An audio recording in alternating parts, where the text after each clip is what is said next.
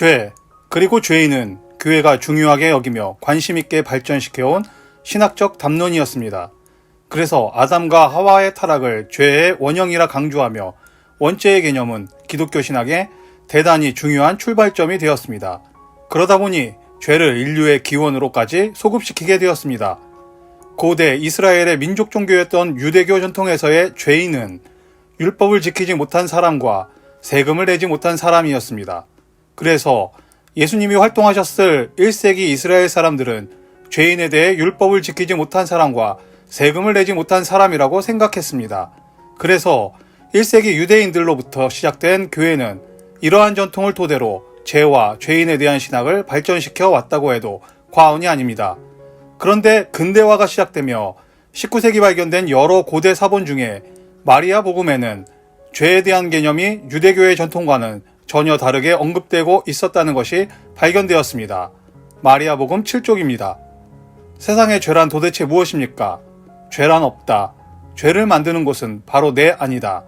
타락한 천성에 따라 행동할 때 죄가 생기는 것이다. 물질에 집착하면 천성에 반하는 욕망이 생겨난다. 그리하여 전신의 고통이 생겨난다. 분명히 말하노니 화합하라. 조화가 깨어지면 본성의 참된 표상들에 깊이 감화되어라. 귀 있는 자는 들을지어다.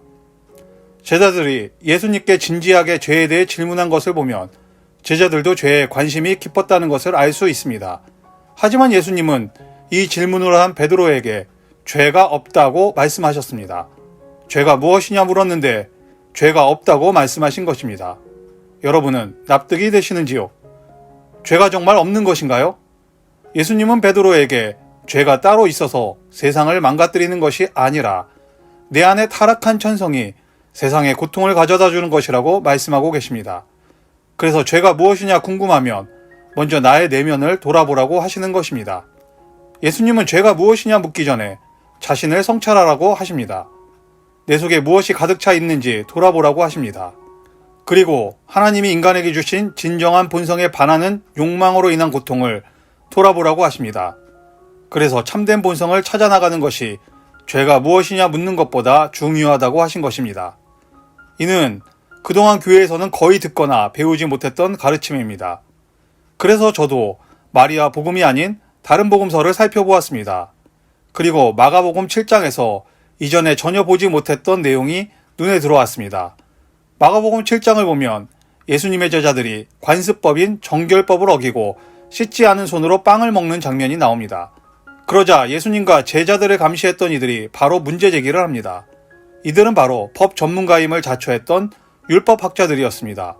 당대 최고의 정통진리 수호자라고 자부하던 바리새파의 사람들이었습니다.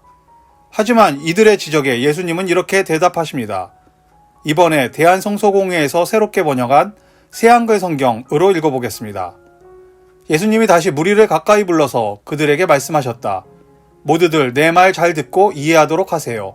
사람 밖에서부터 사람 안으로 들어가는 것은 무엇이든지 사람을 더럽히지 못합니다. 오히려 사람한테서 나오는 것들이 사람을 더럽히는 것들입니다. 최고의 지식인이며 율법학자이며 진리의 수호자라 자처하던 바리새인들이 전통에 따르지 않고 더럽혀진 손으로 빵을 먹느냐는 지적에 대해 예수님의 이러한 대답은 당시의 지식인들과 종교인들과 정통진리 수호자들의 죄에 대한 인식이 근본적으로 잘못되었다고 지적하고 있는 것입니다. 죄는 음식이나 씻지 않은 손이 아니라 이를 죄로 몰아가려는 사악함에서 나오는 것이라고 말씀하고 계신 것입니다. 다시 마가복음 7장의 말씀입니다.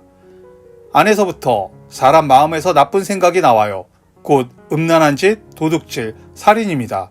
또 혼외관계, 지나친 욕심, 악함, 속임수, 멋대로 놀아남, 못된 눈초리, 하나님 모독, 시건방짐, 아둔함입니다. 이 모든 악한 것들이 안에서부터 나와서 사람을 더럽힙니다.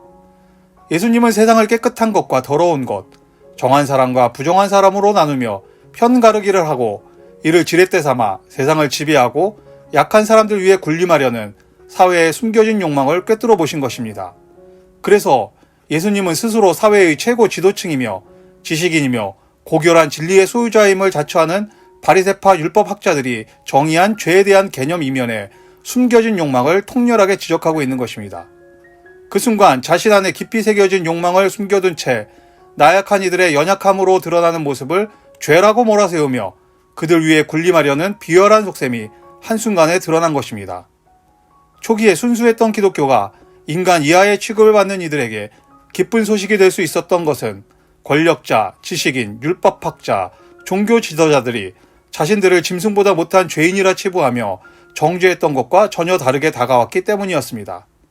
이러한 죄에 대한 예수님의 가르침은 요한복음에도 분명히 나타납니다. 예수님이 지나가다 어떤 사람을 보셨다. 태어날 때부터 시각장애인인 사람이었다. 제자들이 예수님께 여쭈어 보았다. 랍비님, 누가 죄를 지어서입니까? 이 사람입니까? 그의 부모입니까?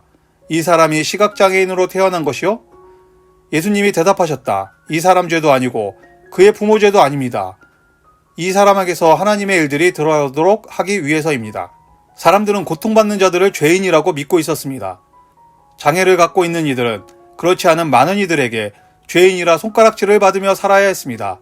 그런데 이렇게 손가락질 받는 고통받는 자 스스로도 자신은 죄인이라고 믿고 살아가야 했습니다. 그런 이들을 향해 예수님은 누구의 죄도 아니다 라고 말씀하고 있는 것입니다. 모든 불행이 죄가 되어 돌아오고 고통받는 연약한 이가 죄인으로 내몰려야 하는 잔인한 시대였습니다. 그런 시대에 예수님은 그것은 누구의 죄도 아니라고 하십니다. 심지어 여기서 그치지 않고 하나님은 고통받는 자를 통해 자신의 역사를 완성해 가신다며 사회의 통념을 통렬히 깨어부수는 선언을 하고 계십니다. 이렇게 고통받는 자, 불행한 자, 힘없는 자, 장애가 있는 자, 돈 없는 자, 권력 없는 자들에게 기쁜 소식이 된 예수님의 가르침에 수많은 이들이 기독교로 개종했고 이러한 아래서부터의 강력한 변화는 세상을 뒤흔들게 됩니다. 사람들이 모였고 교회라는 조직이 만들어지게 됩니다. 이제 권력자들과 지식인과 율법학자들과 종교인들도 이러한 변화에 순응하지 않으면 도태되고 말았습니다. 똑똑한 이들은 이러한 변화에 발빠르게 편승합니다.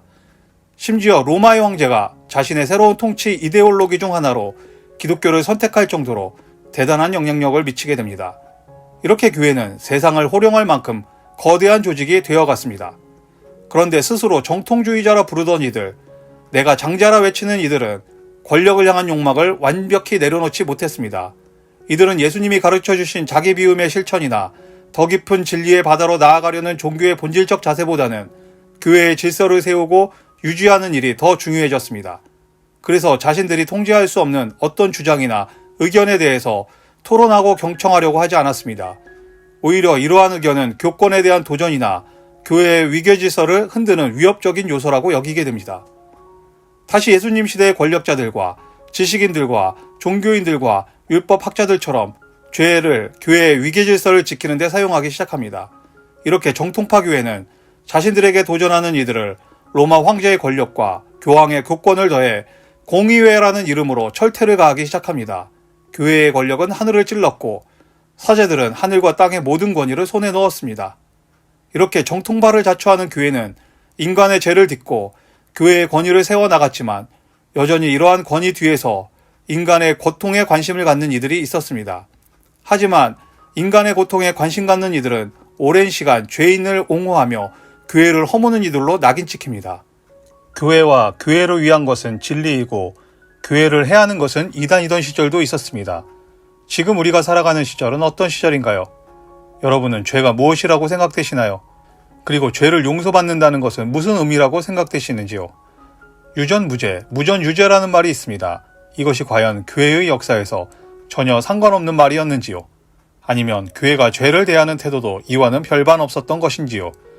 교회는 왜, 무슨 이유로 지켜져야 하는 것인가요? 그리고 교회는 어떤 이들이 모여야 하는 것인가요? 예수님이 인간의 몸을 입고 가장 낮은 말구유로 오신 이유가 무엇일까요? 오늘도 시청해주셔서 감사합니다.